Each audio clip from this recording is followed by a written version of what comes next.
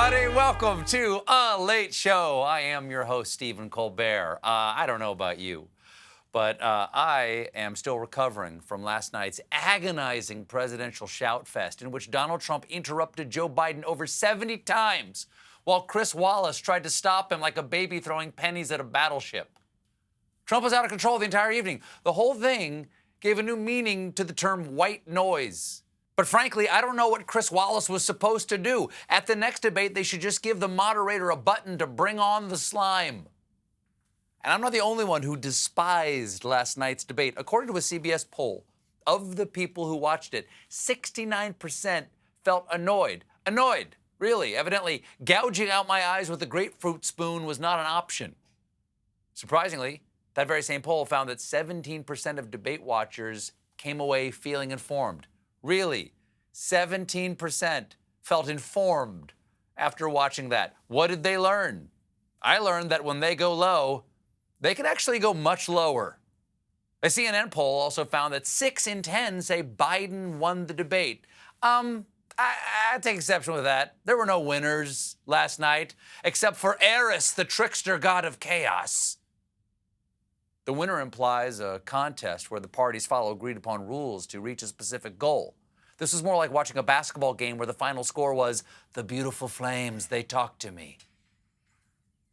One thing that experts, I think, agree on is debates don't really change anything. So nothing's going to change, and we have to do this 2 more times. You know what they say, the definition of insanity is doing the same thing over and over again and expecting Donald Trump to shut up. It's hard to watch any of this and believe anyone could still be out there undecided, but evidently they are. Because last night there was a focus group of these mentally impaired unicorns organized by Republican pollster and guy drunk-dialing Batman, Frank Luntz. Luntz, hi Frank, gathered 15 undecideds to respond to the debate over Zoom. Oh, please, can we do the next debate over Zoom? Mr. President, I'm putting you on mute. No, don't share your screen, sir. Your tabs aren't safe for work. And Luntz asked them this question. Michelle, word or phrase to describe Donald Trump tonight? Horrid. Sarah. Chaotic. Rob. Unpolished. Ruthie. Crackhead. Crackhead? How dare you malign the good name of crackheads? Unlike Donald Trump, crackheads have a clear policy. Give me some crack. One focus group member offered this.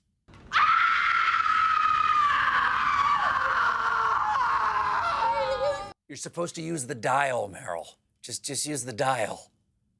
But despite their harsh words about President Trump, the voters still couldn't make up their minds post-debate. Like Jennifer from Pennsylvania, who said this. Oh, okay. I am definitely undecided. I have no clue who I'm going to vote for. I don't know who's going to get my vote. I want to see another debate. What? At this point, I truly do not know what could sway undecided voters. Well, the one guy makes me embarrassed to live in my country, but the other guy is sleepy, according to the first guy, who, again, is a total psychopath. So it's a coin toss. Jennifer wasn't alone. Rob from Iowa said this. That was embarrassing. Mm-hmm. I personally it's a dartboard for me right now. Who's going to win it? Really? Because watching Trump, my reaction was less dartboard and more trank dart. The only thing I haven't done a good job, and that's because of the fake news. No matter what you say to them, they give you bad press on it. It's just fake news. He's fine. They're going to put an ear tag on him and release him back into the wild. He's got a very high threshold for pain. One focus group member did stand out from the rest by delivering a clear, concise opinion of the president. Here's Luke from Wisconsin. Trump is annoying. He's unpresidential, and he's annoying, and it's like nails on a chalkboard. Yes, finally. Thank you, Luke. You are living proof that undecided voters are capable of seeing the light and eventually... But him acting that way doesn't necessarily impact my bottom line. Meryl, if you don't mind.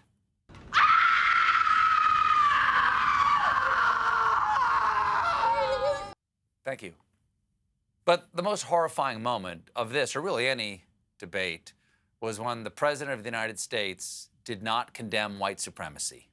Are you willing tonight to condemn white supremacists and militia groups. Sure. I'm willing to do anything. I want to see Well, peace. then do it, sir. Say it. Do it. Say it.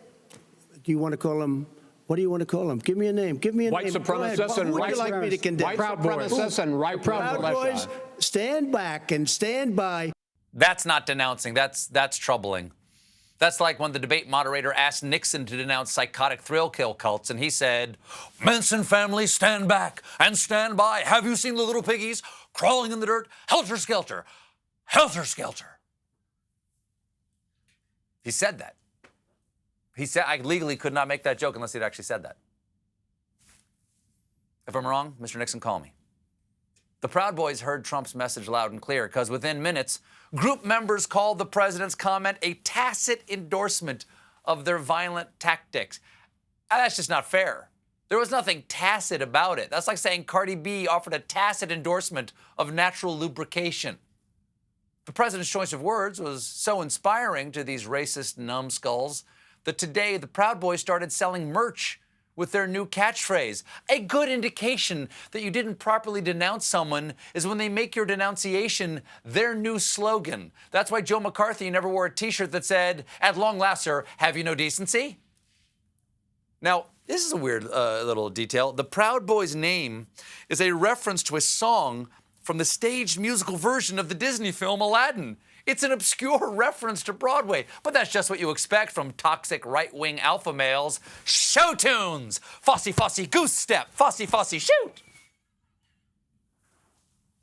The group has staunch right-wing beliefs, including venerating the housewife. Listen, I hope they have good lawyers because that is also the name of Andy Cohen's new Bravo show. Most alarmingly, their platform also includes a pledge to refuse to masturbate. Which is odd because their white power hand gestures look like they're ready to, let's say, flog the Fuhrer at any moment. And where do they recruit these young men? What are you doing in there, Johnny? Nothing, Mom. God, I'm just planning a race war. And what do they mean by refuse? Who's out there demanding that they masturbate? Ooh, all these socialist feminists with their yoga pants and their sports bras wanting me to hammer my own sickle. Ooh, they would love me to seize my own means of production. Not today, comrade. No! Down! Down! The Southern Poverty Law Center describes the Proud Boys as a fight club fraternity of young, white, pro-Trump men. Might seem like an odd comparison, but remember this scene from the movie. The first rule of Fight Club is... Don't masturbate. The second rule of Fight Club is... Don't masturbate. Speaking of wankers, Donald Trump. The president apparently didn't get his fill of screaming into a camera last night, so he helped himself to some leftover rage in tonight's edition of... Chopper Talk. Well, it seems like somebody in the White House started looking at the numbers and realized that siding with a violent hate group doesn't poll well with suburban women, because today, Trump said this. I don't know who the Proud Boys are. I mean, you'll have to give me a definition because I really don't know who they are. I don't know any Proud Boys. My boys, Eric and Don Jr., are ashamed boys, and they should be. If they were just born girls, I could have had 2 more Ivankas. Now, he continued by saying that people who he doesn't know should stop doing any of the things he doesn't know about any of them doing. Again, I don't know who Proud Boys are, but whoever they are, they have to stand down, let law enforcement do their work. Notice he didn't actually denounce the Proud Boys, so his walk back still had a hint of goose step.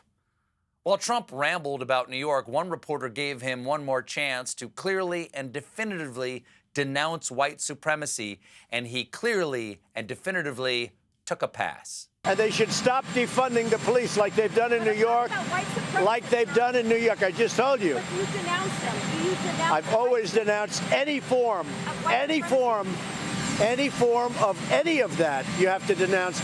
Didn't say it again. Donald, do you love me? You gotta love. And love is, you gotta do it. I've always said I love loving in any form. But again, he tried a variation on the very fine people on both sides thing. But I also, Joe Biden has to say something about Antifa. It's not a philosophy. These are people that hit people over the head. These people are head boppers, little bunny anti-foo, running through the forest, picking up the Proud Boys, bopping them on the head with tuna cans. Still, Trump feels good about last night's debate because, ratings? I thought the debate last night was great. We've gotten tremendous reviews on it. I thought it was a great evening. It was an exciting evening. I see the ratings were very high. Just because a lot of people watch something doesn't mean something is good. I hear public executions were quite popular in their day. That doesn't mean we should have a TV show called So You Think You Can Have a Head. And for the record, he's lying. The ratings for the debate were sharply down. That's such an easily checkable lie, and he just doesn't care. It's like we're in that George Orwell novel, you know, the one with the pigs that stand on their hind legs. Now, because it's 2020, the below-the-fold story today is the President of the United States committing massive tax fraud and raiding the Treasury of the United States to keep his failed business empire afloat. All week, the New York Times has been reporting on Trump's taxes from the last 20 years. On Monday, we found out that in the 2 years before The Apprentice debuted, Trump's side income was mostly confined to $500,000 for appearing in the Big and Tasty burger ad. I can't believe McDonald's paid him $500,000. Don't they know they could have just given him the burgers?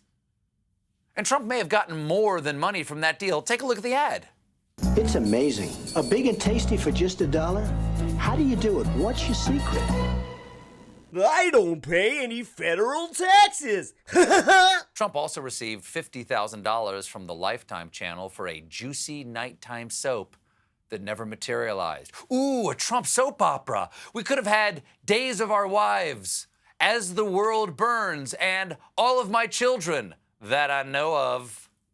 And now a new layer has been added to the turd witch, because while his businesses were all failing, Trump reportedly made tens of millions during the Great Recession by partnering with MultiLevel Marketing companies. Now, for those of you who don't know, MultiLevel Marketing is a sketchy business model where you rope in people to sell a product, then they also rope in others to work for them, and all the money flows up to the top. And if you still don't get it, come over this weekend. I have a fantastic business opportunity I think you'd be perfect for. Have you ever heard of Herbalax drinkable algae colonic supplements? It's going to be huge. Now, in his biggest pyramid scheme, worth $8 million, Trump teamed up with a multi-level marketing company, ACN, whose clients were told they could make a living from home by selling video phones. And ACN was such a scam that on their own website, they posted a page titled, "The Difference in ACN and a Pyramid Scheme." If you have to say that, I think you've got a problem. Look, I brought this chart explaining that I don't have a cocaine addiction. It's more of a multi-level cocaine opportunity. And I think you're the kind of smart investor who has what it takes to blow things up my nose. We've got a great show for you tonight. My guests are John Lithgow and author Jonathan Alter. But when we return, Senate Republicans are running scared. Stick around.